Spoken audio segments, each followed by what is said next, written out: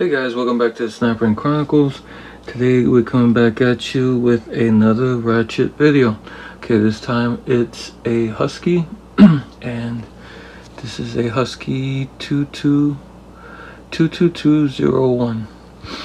It says USA, but we'll talk about that in a second. But just to get into some YouTube business, I have a goal. I'm trying to reach 2,000 subscribers. Most of you know by now. By the end of June, and I know it's kind of a stretch, but it's my goal, so I'm trying to reach it. And you're gonna help me out if you can by giving me the HBO special. Watch the HBO special. The HBO special is simple. It's free. You just gotta help a brother out. Press the like button, press the subscribe button, and that'll be it. I'll give you 2 seconds to do that. Okay, you guys that did that, I really appreciate you. Alright, so we have the Husky here, and it's a round head Ratchet. Husky, it has like the old font of Husky tools, kind of like these stick letters with the Y with the little hook in it. I'm not sure when these came out, maybe 80s, 70s, 80s, around that time. And then they went, I guess they dropped this font in their tool line, and they just pretty much went with what they have now. Okay, it says USA on it. I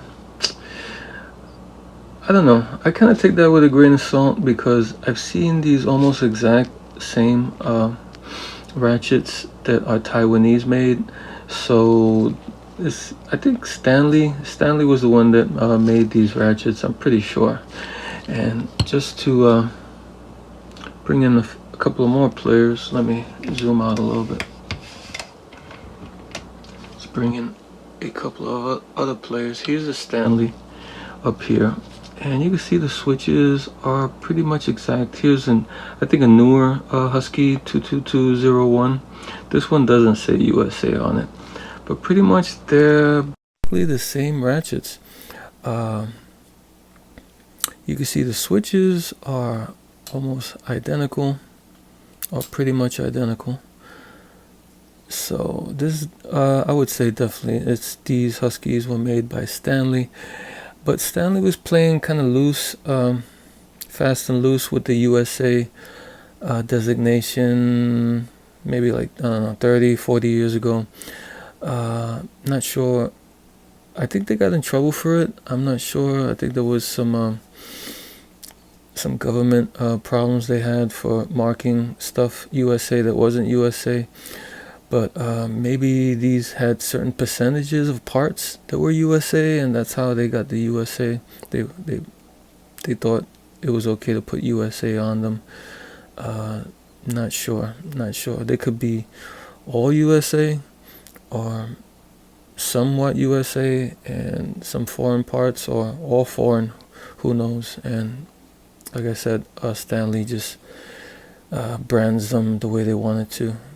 I guess not to alienate people back then. You know, Made in USA was pretty much a good thing to have, especially like 30, 40 years ago. Nobody wanted to pay and get a decent Ratchet, and to pay that price for a decent Ratchet and have a decent brand, and then you turned around and said made in China, made in Taiwan.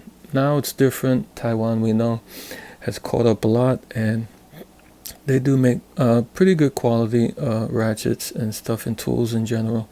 So not a problem now. I guess we gotten used to it. I guess they wore us down eventually, and we got with the program to where, you know, if we see Taiwan, you know, we're like, oh, that's not bad. But back then, I think it was kind of more of a problem to not have USA on your tools. And this Stanley, it says USA. This is the 85-483. It says USA on it. And this one on the bottom is the Husky, the same as this model, 22201, but this one doesn't say USA. And I don't know. I don't know. The quality seems about the same. I'm gonna take these apart. There's a coil ring. They all have pretty much the same coil ring on them. And I'm just gonna show you the differences in the mechanisms, if there are any differences.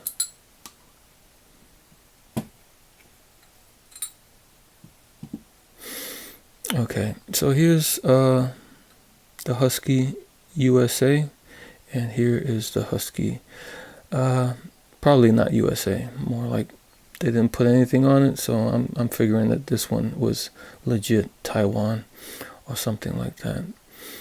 And there is a difference.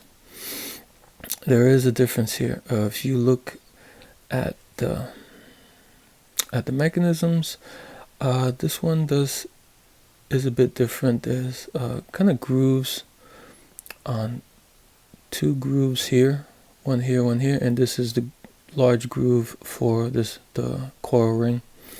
And this one's pretty flat, and it just has the groove for the coil ring. This one you can see has got the bright chrome. This one not bright.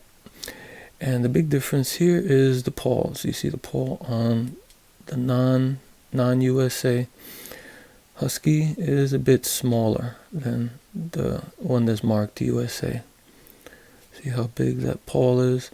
And another thing is that the thumb wheel here on this one, the non-USA, is a little bit thicker than the USA one. I don't know if the camera really catches that really good, but a little bit different there as far as mechanisms. Inside broaching, the broachings are pretty much identical. These are in pretty good shape. I don't see any difference in quality in either one as far as the broaching. They're both flat, no crevices or cutouts. They're both flat broaching, and you can probably put the mechanisms in either way. The knurling looks pretty good. This one's got that flat kind of knurling, but everything looks pretty uniform. This one's the USA one. It's pretty uniform also. Not as flat, a little bit more of a diamond on these than this, but a lot similar. The bottoms look pretty much the same. And you see the font is different on this one than this one. This one's got the later font. Let's go to the Stanley. The Stanley is a bit different. The Stanley, surprisingly, is a double pawl design, but if we compare it to the USA Husky, the pawl is the same size. The pawl is the same size as the USA Husky for the USA quote-unquote Stanley. This one doesn't have the double kind of dimples here or a little trench. It's missing that. But I think that these pawls are interchangeable with this one here. But that one, like I said, is a double pawl. And the turning, the thumb wheel. The thumb wheel, maybe I made a mistake. Maybe they are the same size. It's just this one's kind of got a beveled edge to it. And so the coin edge looks smaller. This one's more flat. There's no bevel on the edge. So the coin edge looks kind of a little bit bigger. But it's kind of, they added a bevel onto this one, but not this one. This switch looked like it was originally black. And this one is regular chrome colored. So yeah. So these look a lot alike as far as the pawls and the size of the pawls. This one looks a little bit different. Maybe I don't know. This is all conjecture because I don't have any info on it. Maybe the handles were USA and the mechanisms were China or Taiwan.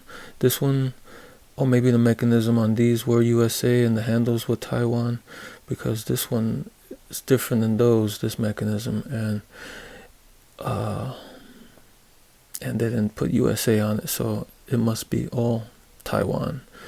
Maybe they were cracking down on that whole funny labeling. I'm not even sure today what constitutes a USA made Ratchet, because I still think, I could be wrong, you guys know more than me, let me know, that there might be a certain percentage of US parts that would make a US Ratchet. Let's say 50%, at least 50% of the parts or whatever would have to be USA, and maybe that's the criteria now to have something marked as USA. I know there was a lot of weird markings on tools forged in USA, and there was other markings that were kind of, I don't know, fuzzy. If it's USA, it should say USA or made in USA, not forged, or has materials from USA. It really just kind of dirties the water, muddies the water. So yeah, those are the three Ratchets. Round heads, they all seem pretty good, like decent round heads.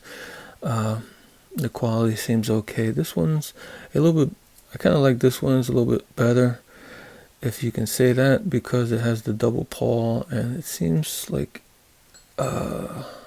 seems a little bit tougher, just by the fact that it has two pawls, and it seems a little bit stronger. But like I said, the quality of all of these seem about around par, if you just take into account that this pawl may be a little bit smaller than these over here. I guess that's the only maybe weak point that I see in this one that's not marked USA. Alright guys, that's all I got for now. Until next time.